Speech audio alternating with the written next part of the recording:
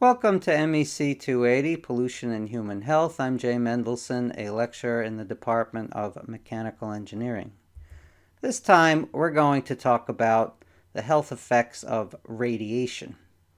And first, you need to learn what's the definition of radiation in terms of the basic physics theory, waves and particles, and understanding how isotopes work and what ionization means.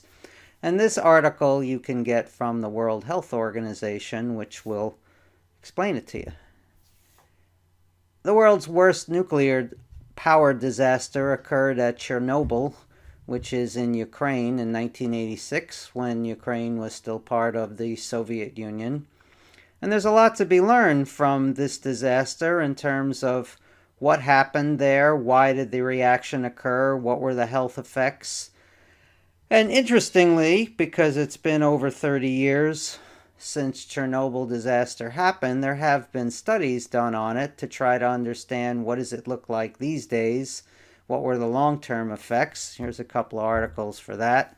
And most importantly, how did this happen and how do we prevent it from happening in the future? And then you get into that in this YouTube video. Medical radiation is a big source, typically dental x-ray machines, or if you break a bone and you need an x-ray to confirm where the bone is broken and how badly it's broken, you will be directly exposed to x-rays. The thinking has long been in the medical community that the amount of damage that is done to your body from these x-rays is very small compared to the beneficial effect of either finding a cavity in your teeth or fixing your broken bone.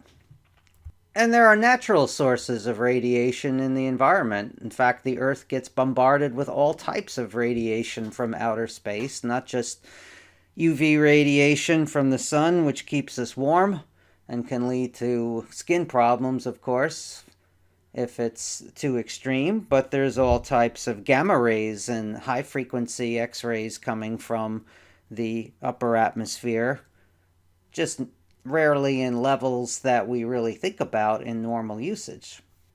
And the man-made sources of radiation do include the medical x-rays you get, but there's also another major source, and that's for the security systems. Every time you go to the airport, you got to go through the x-ray machines to make sure you're not carrying contraband and guns and other banned substances by TSA.